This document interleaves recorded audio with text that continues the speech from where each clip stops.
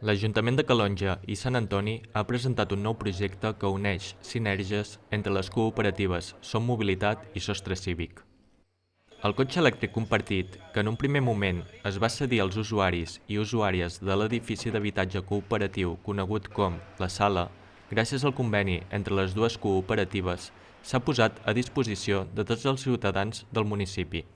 Això es fa en el marc del primer projecte d'habitatge cooperatiu exclusiu per gent jove, que hem implantat aquí conjuntament amb l'Ajuntament de Calonge i Sant Antoni, que compta amb 14 habitatges, que tenim un certificat d'eficiència A, així que a nivell de sostenibilitat estem en la línia puntera.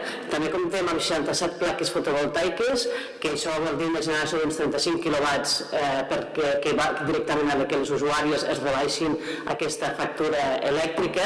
A més, comptem amb una caldera de biomassa de pellets que és centralitzada i, com no, que és el que presentem avui, aquesta mobilitat ecològica que es cristal·litza en aquest primer cotxe elèctric que trobem al pàrquing de l'edifici de l'habitatge cooperatiu, que serà per les usuàries de l'habitatge cooperatiu La Sala, que és com s'anomena el projecte d'aquí Calonge, i també per a tota la ciutadania del municipi.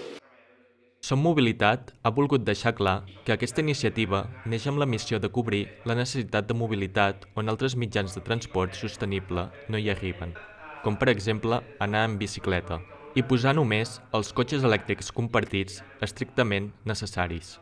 Què vol dir fomentar la mobilitat sostenible? Doncs fomentar a l'anar a peu, a l'anar en bicicleta i en transport públic. I allà on no arribem, perquè és veritat que la situació actual no ens permet arribar arreu de Catalunya o arreu del món, diguéssim, en transport públic o caminant o en bicicleta, doncs oferir vehicles elèctrics compartits, però amb aquesta mentalitat, allà on no arribem amb aquestes altres modes de transport, utilitzar el vehicle elèctric compartit. Per tant, anar a cobrir aquesta necessitat i no anar a inundar amb més vehicles. Si cal, un vehicle es posa, si no, doncs no es posa. Tots els ciutadans que vulguin gaudir del servei de cotxe elèctric compartit i altres serveis hauran de fer-se socis de Som Mobilitat a través de la seva pàgina web, sommobilitat.coop, amb una aportació única de 10 euros.